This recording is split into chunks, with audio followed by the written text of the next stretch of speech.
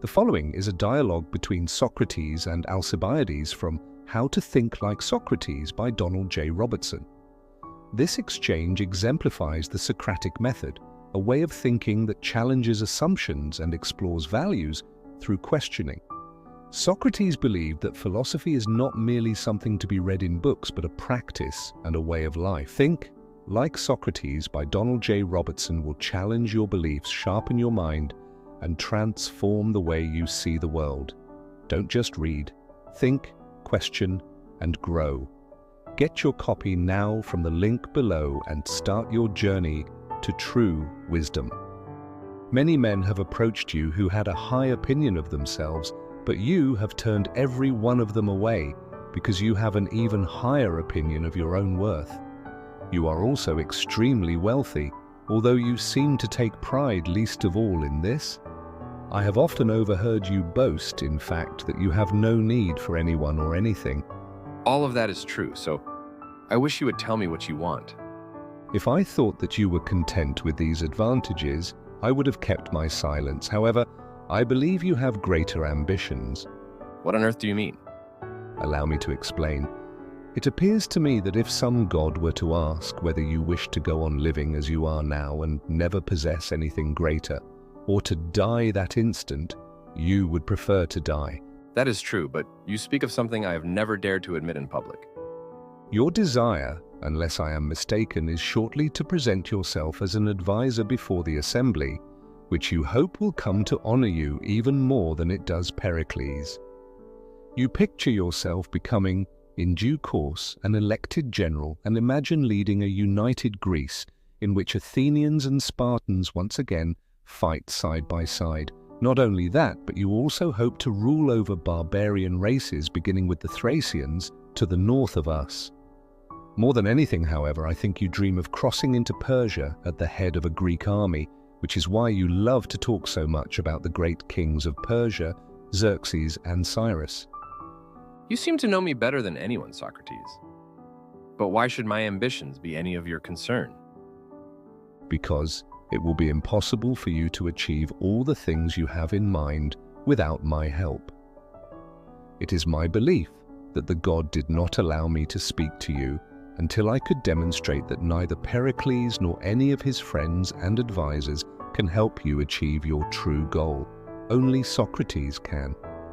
You seem far stranger to me now than you did when you kept your silence.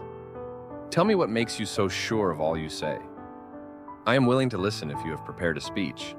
That is not my way. Rather, as I think you know, I can better demonstrate my point if you are willing to answer some questions. Ask away. Suppose that you are mounting the speaker's platform at the Knicks to address your maiden speech to the assembly. What if I were to take you aside first and ask whether you believe you understand the matter in hand better than they do? I would, of course, only rise to speak if I knew enough about the subject and if my advice would benefit the people. Would you agree that you either learned whatever you know of your own accord or were taught it by someone else? That goes without saying. And you would never have learned anything of value unless you wanted to do so and made an effort to learn it. That too seems obvious. There must therefore have been a time when you believed that you lacked the knowledge that you later attempted to learn. Alcibiades thought for a moment, then nodded. Socrates listed all of Alcibiades' teachers, renowned experts on grammar, music, athletics, and so on. Do you hope to advise the Athenians about any of these subjects? Of course not. What do you wish to advise the assembly about then? Such things as when to go to war and when to negotiate peace. What do we call it when such decisions are made well? I suppose what you mean is that good political decisions are the ones most men would describe as being just. That's right. So do you recall a time when you believed that you were ignorant of justice and sought a teacher from whom you might learn its nature? You're making fun of me. Come now, was there ever a time when you believed yourself to lack knowledge of what was just or unjust? When you were a mere child, I witnessed you with the other children and even with your teachers, behaving like you were sure of yourself in this regard. Indeed, I have often overheard you asserting in a bold voice that some scoundrel was acting unjustly. Is that not so? What else would you have had me do when they were cheating or up to no good? Then even as a young boy you must have believed that you knew right from wrong. Is that not so? Alcibiades agreed. How then did you acquire this knowledge concerning justice? By Zeus, I cannot answer that question. For a moment, neither man spoke. Then Socrates broke the silence. And yet you said a moment ago that in order to have learned something, there must have been a time when you realized you were ignorant of it and wanted to learn it. Perhaps I was confused by your question, Socrates. I believe I did learn the nature of justice, not from a teacher of the sort you mentioned, but from everyone, from the people. How so? Can we consider the people to be good teachers of subjects in which they squabble over even the most basic points? Clearly not.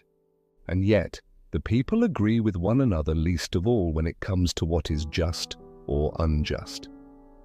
They fight for what they consider just, and they blame one another for what they consider unjust. Alcibiades nodded emphatically. Socrates looked him dead in the eye. And the Battle of Coronea, in which your own father died, was also fought over a disagreement about what was just. Would it be reasonable then for us to claim that the people understand justice when they disagree so violently about it? If these are your only teachers, is it likely you've learned the true nature of justice? So are you saying that Alcibiades the Beautiful, the son of Cleinias, does not know what is just or unjust, but assumed he does, and was about to go to the assembly to advise the Athenians on matters he knows nothing about? By the gods, Socrates, I don't know what I'm saying anymore. Your questions have already led me one way, then another, until it feels as if I'm losing my mind. Don't you recognize this condition? Well, if someone asked you whether you have 4 hands or 3 eyes, would you keep changing your mind about whether to answer yes or no? Alcibiades looked up and gestured to indicate that he would not. That's because you are certain of the answer. But if you kept changing your mind, it would suggest you were uncertain. I suppose so. But when someone is ignorant of something, does he give conflicting answers about it? I imagine so. Well, let's see. Do you know how to fly up high in the sky? Clearly not. There you are. Despite your ignorance, you're not confused about how to answer that question. But why is that? Alcibiades, blushing with shame, admitted he had no idea. Let me explain. So long as you know that you do not know something, you're not confused. It's only when we think we know something that in fact we do not know that we become confused. When we falsely believe that we know something, our actions are guided by ignorance and we make mistakes. If we recognize our ignorance, however, and we are reasonable men, we will seek counsel from experts. If you know that you know nothing about medicine, for example, you will obtain the guidance of a physician. Someone who falsely assumes that he is a medical expert, though, will behave in a confused manner due to his intellectual conceit. He will contradict himself and may even make dangerous mistakes. If such conceit leads him to advise others, whether in private life or in the assembly, his ignorance will endanger not only himself, but his friends, and perhaps even the entire state. Someone who believes he knows what he does not know will therefore become confused and make errors, and those who are confused about the most important things in life will make the most serious errors of all. Alcibiades agreed, but he was worried where this was leading. Can you name anything more important than justice? That was precisely what you were confused about a few moments ago. You wouldn't be alone, however, in rushing into the affairs of the city without first learning what is just and unjust. Indeed, very few lack this conceit. Why then should I be concerned if the majority of those who compete to win the ear of the Athenian people are uneducated when it comes to justice? I'm no worse off than my rivals in that regard, and my natural ability will allow me to surpass them. If only they were your main concern. What do you mean? With whom else am I in competition? You should look to Sparta and Persia and study those enemies with whom Athens has most frequently been at war. If your ambition is to unite many cities, then you need to understand that Spartan and Persian kings are your rivals and not your fellow Athenians. A generation before you were born, Themistocles managed to give Athens a navy and defeat the Persians, despite lacking wealth, noble birth, and all the other advantages you possess.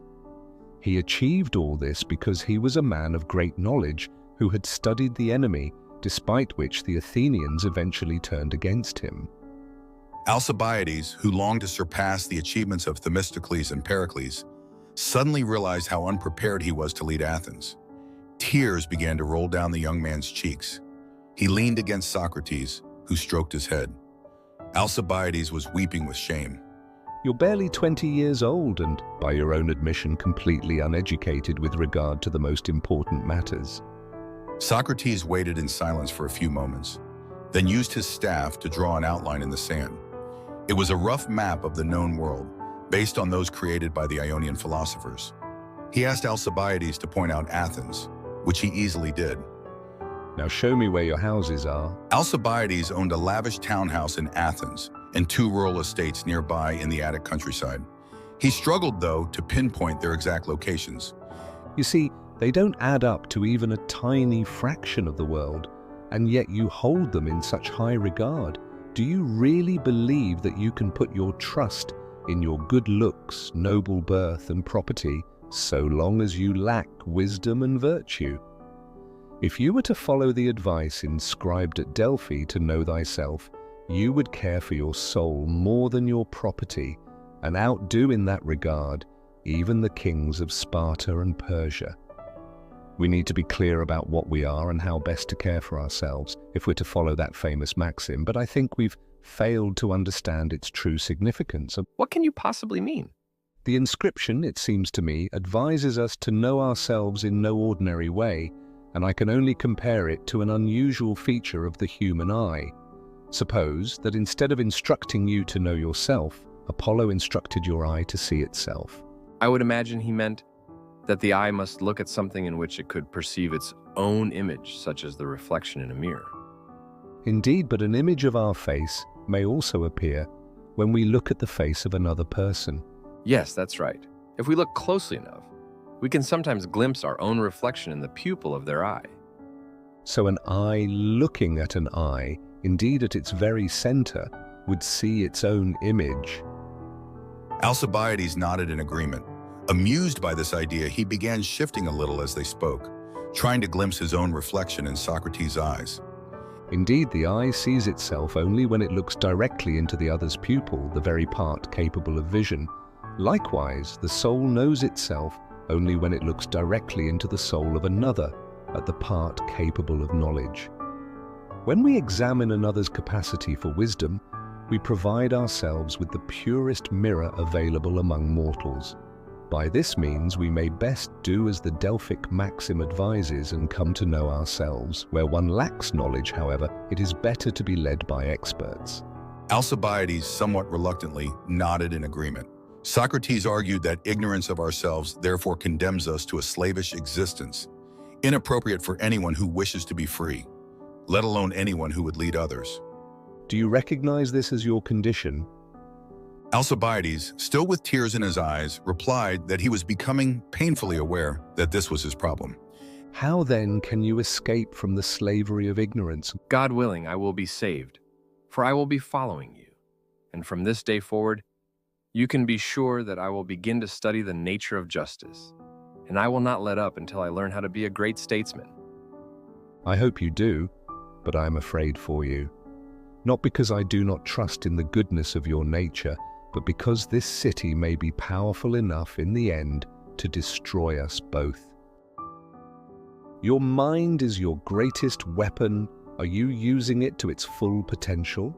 Join us as we question everything, challenge assumptions, and unlock the wisdom of the greatest minds in history. Subscribe now and start thinking with purpose, clarity, and power.